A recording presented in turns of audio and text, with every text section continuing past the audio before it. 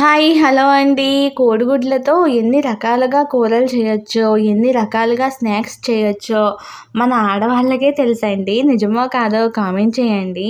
నేను రెగ్యులర్‌గా చేసే కర్రీలో నాకు ఈ కోడిగుడ్డు ఉక్కిరి అంటే చాలా ఇష్టమండి. ఉల్లిపాయలు వేగించేసుకున్నాక 2 గుడ్లు వేసుకొని, అలా తిప్పేసుకుని, మరో 2 కోడిగుడ్లు వేసుకొని మూత పెట్టేసుకుంటే ఇవి కూడా ఉడికిపోతాయి కదండీ! అన్నట్టు ఎవరు కూడా కామెంట్ చేయట్లేదండి. వీడియోస్ చూస్తున్నారు కానీ లైక్ చేయట్లేదు, కామెంట్ చేయట్లేదు. ఇంకా కామెంట్ చేయండి ఫ్రెండ్స్. ఇంకా గుడ్లని జాగ్రత్తగా తిప్పుకుంటూ ముక్కలవ్వకుండా మరో 5 నిమిషాలు వేగించుకోవాలండి. చూసారు కదా! ఇప్పుడు పసుపు, కారం వేసేసుకుని మరో 5 నిమిషాలు లో ఫ్లేమ్‌లో పెట్టుకుని వేపించుకుంటే కర్రీ రెడీ అయిపోతుందండి. చాలా టేస్టీగా ఉంటుందండి అన్నంలోకి, చపాతీలోకి. మా ఛానల్‌ని ఇంతవరకు కూడా సబ్స్క్రైబ్ చేసుకోకపోతే సబ్స్క్రైబ్ చేసుకోండి ఫ్రెండ్స్. ఓకే అండి. నెక్స్ట్ వీడియోలో కలుద్దాం. బాయ్.